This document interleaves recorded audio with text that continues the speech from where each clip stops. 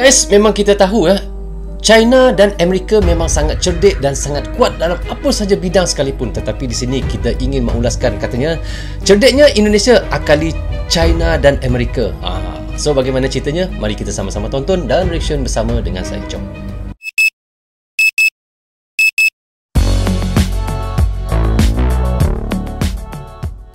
Hai guys, Assalamualaikum. Apa khabar semua? Berjumpa lagi kita di dalam Prozul Channel guys. Apa khabar anda orang Indonesia, orang Malaysia, orang Brunei, orang Singapura dan di seluruh dunia? Apa khabar anda semua? Saya doakan semoga anda sentiasa sihat, sentiasa dalam rahmat Allah, sentiasa dalam lindungan Allah dan sentiasa diberkati oleh Allah SWT. Itulah sebab-baiknya rezeki yang Allah berikan kepada kita, iaitu kesihatan dan umur yang panjang. Okey guys, hari ini saya mau mereaksikan lagi satu lagi video daripada channel, iaitu 2045 TV. Apa maksud 2045 TV? Saya pun tak faham guys. Tetapi anda boleh pergi ke channelnya, klik butang subscribe dan klik butang loceng tanda sokongan anda juga dengan 2045 TV. Kini subscribernya adalah 711,000 orang. Sangat banyak guys. Hampir-hampir 1 juta. Anda boleh pergi ke channelnya guys, klik butang subscribe dan support channelnya hingga tembus 1 juta. Lebih kurang begitulah kita doakan ya guys. So guys, tajuk yang kita hendak reactionkan iaitu katanya di sini Robi Muhammad, cerdiknya Indonesia akali China dan Amerika, filosofi Robi, episod yang ke-8. So bagaimana ceritanya guys? Mari kita sama-sama tonton dan reaction bersama dengan saya. Jokowi sudah memerintahkan Indonesia untuk memperkuat militer di perairan Natuna. Bahkan bukan urusan ikan saja, sempat terjadi sebuah kapal Cina dilaporkan mengganggu kegiatan pengeboran gas yang dilakukan oleh partnership Indonesia dan Rusia yang berlangsung di lepas pantai Laut Natuna. Tentunya Amerika tidak ingin Laut Cina Selatan yang merupakan urat nadi perdagangan dunia jatuh ke tangan Cina. Dengar guys, lebih kurang begitulah ya. Indonesia tidak pernah bisa lepas dari pusaran sejarah dunia. Saat dunia sedang mengalami perubahan besar, dampaknya selalu terasa di Indonesia. Bahkan boleh dikata, setiap momen-momen krisis besar yang kita alami selalu berawal dari krisis global. Krisis pertama adalah saat kelahiran Republik ini tahun 1945. Menyerahnya Jepang pada Amerika dimanfaatkan oleh para pendiri bangsa untuk memproklamasikan kemerdekaan. Krisis kedua tahun 1965 akibat Perang Dingin antara Amerika melawan komunis. Terjadi perubahan di Indonesia dari Orde Lama ke Orde Baru.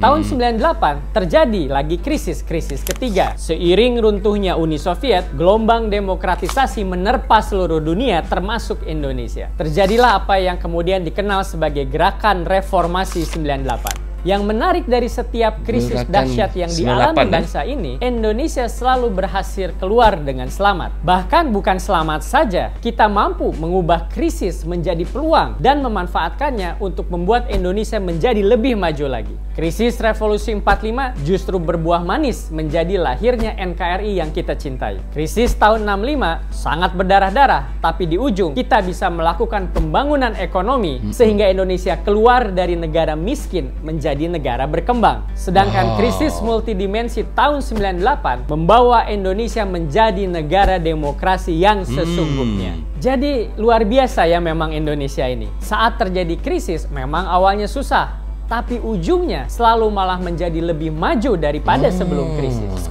Maknanya masa mula-mula krisis tu guys, memang susah lah.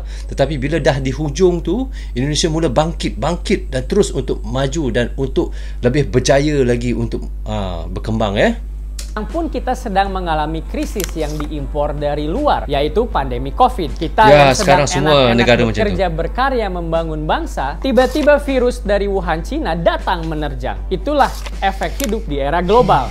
Apa yang terjadi jauh di sana, kita ikutan kena juga. Meskipun pandemi belum sepenuhnya selesai, seperti sudah saya jelaskan dalam video-video sebelumnya, dan melihat kenyataan di lapangan sejauh ini, kita optimis Presiden Jokowi bisa membawa kita keluar dari krisis pandemi. Betul. Nah, sebetulnya kena yakin guys, kita kena yakin pemimpin kita boleh membawa kita keluar daripada masalah yang ada sekarang di dalam negara kita. Contohnya pandemik COVID-19 sekarang ni memang semua negara termasuk Malaysia pun sama sekali dihimpit dengan COVID-19, dengan pandemik ini yang sangat berbahaya. Ada satu lagi perubahan besar yang sedang terjadi sekarang ini. Seperti yang sudah-sudah, perubahan global ini pun akan berdampak pada kita di Indonesia. Inilah yang saya ingin bahas sekarang. Bagaimana dunia yang sedang bergejolak akibat bergesernya geopolitik internasional, yaitu perang dingin baru antara Cina dan Amerika dan dampaknya untuk Indonesia. Dua gajah bertaruh, Cina dengan Jika Amerika. kita ibaratkan dunia ini adalah panggung sandiwara, maka yang menentukan panggungnya seperti apa dan sandiwara apa yang dimainkan adalah negara-negara besar seperti Amerika, Rusia, dan Cina. Suka atau tidak suka, faktanya memang seperti itu. Nah, kita ini sekarang sedang ganti panggung. Dari panggung lama ke panggung baru. Panggung lama yang sedang kita tinggalkan adalah panggung yang dibikin oleh Amerika sejak 20 tahun yang lalu. Yaitu apa yang mereka sebut sebagai War on Terror.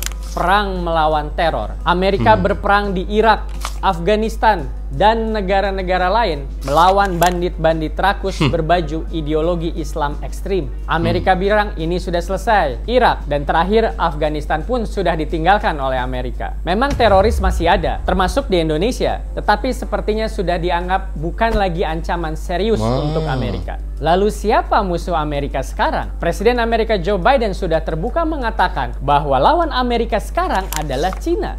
Ya, inilah yang dikatakan sekarang adalah lawan Amerika adalah China. Dulu Amerika sangat anti lah dengan negara-negara seperti yang disebutkan tadi di Iraq, di Iran tu kan, dengan terorisnya yang sangat ramai. Bagi Amerika zaman dulu pada 20 tahun yang dulu itu adalah musuh mereka. Tetapi sekarang bagi Amerika musuh yang sangat rapat dengannya adalah China. Kenapa guys? Jom kita dengar sambung semula. Amerika sedang sibuk berperang di Timur Tengah. Selama 20 tahun terakhir Cina sibuk berbenah diri, dan sekarang Cina sudah menjadi raksasa ekonomi dan militer dunia. Seperti remaja yang sedang tumbuh dewasa, Cina dengan kekuatan barunya sedang senang-senangnya ngebully negara-negara lain. Negara yang menjadi target utama yang dibully oleh Cina adalah Taiwan. Bagi Cina, Taiwan adalah provinsi yang membangkang dan harus dikembalikan ke Cina. Taiwan. Wow, bermakna China sekarang memang hendak sangat Taiwan kerana ia mahu tanah Taiwan tu semula. Bagaimana guys? Dia mahu merampas semula balik.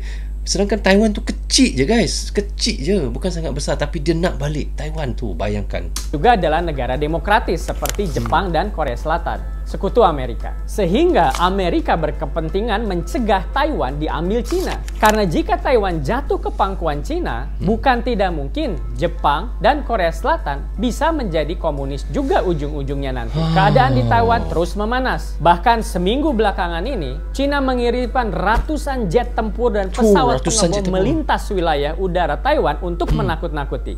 Ratusan pesawat loh, bukan 1-2 pesawat saja. Ratusan pesawat guys, pesawat tempur tu lalu di atas udara Taiwan untuk menakut-nakutkan Taiwan guys. Bayangkan dia buat cara macam tu, main psikologi guys. Itu kira psikologi lah kan.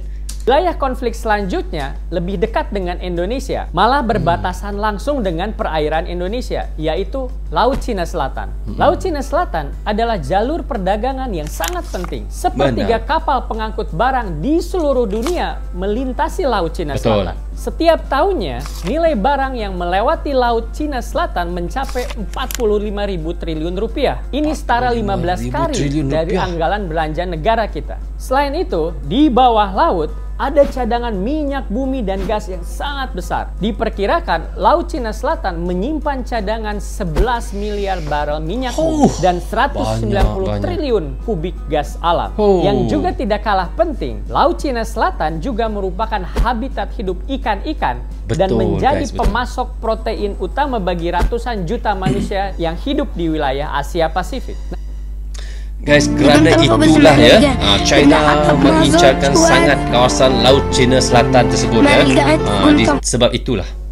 Nah, di Laut Cina Selatan yang sangat penting ini, China bersengketa dengan Filipina, Malaysia, Vietnam, Brunei, Taiwan, dan Indonesia, yaitu di perairan Natuna. Kapal-kapal nelayan Cina kerap melanggar masuk perbatasan kita untuk menangkap ikan. Presiden Jokowi sudah memerintahkan Indonesia untuk memperkuat militer di perairan Natuna. Bahkan bukan urusan ikan saja, sempat terjadi sebuah kapal Cina dilaporkan mengganggu kegiatan pengeboran gas yang dilakukan oleh partnership Indonesia dan Rusia yang berlangsung di lepas pantai Laut Natuna. Tentunya Amerika tidak ingin Laut Cina Selatan yang merupakan urat nadi perdagangan dunia jatuh ke tangan Cina. Amerika juga harus melindungi sekutunya yang bergantung kepada Laut Cina Selatan. Betul. Jadi, titik-titik panas yang menentukan panggung geopolitik baru, yaitu perseteruan antara Amerika dan Cina, lokasinya dekat, bahkan sangat dekat dengan Indonesia. Tidak seperti panggung-panggung sebelumnya yang letaknya di Eropa dan Timur Tengah relatif jauh dari Indonesia, tapi tetap kita rasakan panasnya.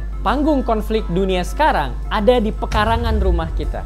Tentunya kita tidak ingin perang terjadi dekat rumah kita, apalagi harus ikutan terlibat. Maka kita harus aktif terlibat menjaga perdamaian di kawasan ini. Selain itu, kita juga harus waspadai efek geopolitik pertarungan Cina dan Amerika ke politik dalam negeri Indonesia, apalagi menjelang pemilu serentak tahun 2024. Gajah bertarung, pelanduk Lalu ambil. apa efeknya semua ini untuk Indonesia? Indonesia memiliki hubungan bisnis dan ekonomi yang cukup erat dengan Cina. Ini tidak bisa dipungkiri, dan Amerika pun paham akan hal ini. Misalnya di awal pandemi, Indonesia bergantung pada suplai vaksin COVID dari Cina. Tapi sekarang tidak lagi. Amerika pun mulai mengirimkan berjuta-juta dosis vaksin COVID dari Amerika. Bulan Agustus lalu, Indonesia bersama Amerika melakukan latihan militer terbesarnya, yaitu Garuda Shield. Lebih dari 5.000 pasukan tempur gabungan dari Indonesia dan Amerika dilibatkan di 3 wilayah Indonesia untuk menguji kesiapan kedua pasukan. Tapi Indonesia pun tidak begitu saja mengikuti keinginan Amerika. Misalnya, tahun lalu, Menteri Luar Negeri Amerika datang ke Jakarta. Di sela-sela kunjungan itu, Menlu Amerika mengutarakan keinginannya untuk mendirikan pangkalan militer Amerika di Natuna. Permintaan ini tentu ditolak mentah-mentah oleh Indonesia. Selain itu, baru-baru ini, Amerika dan Inggris membuat kehebohan dengan menjanjikan akan memberikan kapal selam bertenaga nuklir untuk Australia. Indonesia langsung menjadi yang terdepan memprotes langkah tersebut karena akan memicu perlombaan senjata, sekaligus mengingatkan akan bahayanya masuknya senjata nuklir ke kawasan Asia Tenggara. Dengan politik luar negeri yang bebas aktif, Indonesia harus mampu menjaga diri agar tidak terseret ke dalam konflik yang tidak perlu. Bukan itu saja, sebagai negara terbesar di Asia Tenggara, Indonesia harus menjadi pilar perdamaian dunia. Nah, sekarang kebetulan ada momentum bagi Indonesia untuk menunjukkan kepemimpinannya di level dunia. Tahun depan, Indonesia akan menjadi presiden kelompok G20. G20 adalah kelompok 20 negara terkaya di dunia. Indonesia akan memimpin KTT G20 di Bali tahun 2022. Negara 20 negara yang terkaya di dunia, guys. Indonesia adalah salah satu, dan Indonesia lah yang memimpinnya. Bayangkan, guys, G20 ataupun Indonesia kata G20.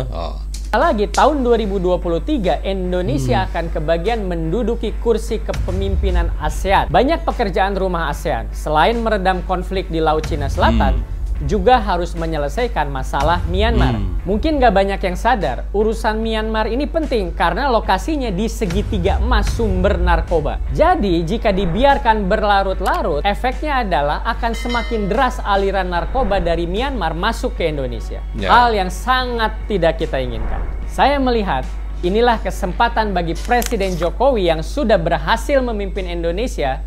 Presiden Jokowi sudah saatnya terjun ikut memimpin dunia dalam memecahkan masalah-masalahnya dan menjaga perdamaian di muka bumi. Sampai jumpa di episode Filosofi Robi selanjutnya. So, okay guys, kita dah reaction tadi daripada channel 2045 TV ya. Dan katanya di sini iaitu Robi Muhammad, Cerdiknya Indonesia Akali China dan Amerika. Filosofi Robi episod yang ke-8. Dan seperti dikatakan oleh bapak tu tadi ya, memang katanya China memang sangat mengincarkan Taiwan, dan sekarang ni konflik antara China dan Taiwan memang kita sudah tahu bagaimana China ingin merampas semula ataupun mengambil semula tanah daripada Taiwan. Bayangkan guys, ia menghantar beratus-ratus pesawat di atas udara negara Taiwan untuk menakut-nakutkan negara Taiwan. Wow, sampai begitu sekali guys. Dan dulu ancaman Amerika juga adalah negara-negara teluk seperti yang kita tahu adalah Iran dan kini bukan lagi di situ, tetapi adalah ancaman Amerika sekarang adalah China sendiri. Itu yang kita takutkan guys. Dan dengan katanya mungkin mungkin akan berlaku peperangan dunia ketiga. Tetapi guys, kita doakanlah semoga benda ini, perkara ini tidak akan berlaku secepat yang mungkin. Kesian pada anak dan isteri kita guys, dan cucu-cucu kita. Kerana kita tahu guys, antara konflik China dan Amerika ni, kita tahu pasti akan berlarutan dan berpanjangan. Sama-samalah kita berdoa semoga negara kita di ASEAN ini akan terus aman dan terus makmur. So, okay guys, sampai di sini saja untuk reaction sekali ini. Semoga manfaat untuk kami di Malaysia dan untuk anda di Indonesia juga. Jangan berhenti menyokong Brozul Channel. Tanpa sokongan anda, tiadalah Brozul Channel di dalam YouTube ini. Bagi anda yang suka dengan cara saya reaction, anda boleh klik butang subscribe dan klik butang lonceng, tanda sokongan anda juga kepada Brozul Channel. Saya minta maaf kiranya ada tersilap kata dan tersilap cakap sepanjang saya melakukan reaction untuk anda. Jaga diri anda, keluarga anda, terutamanya anak isteri anda. Assalamualaikum. Goodbye. Bye-bye.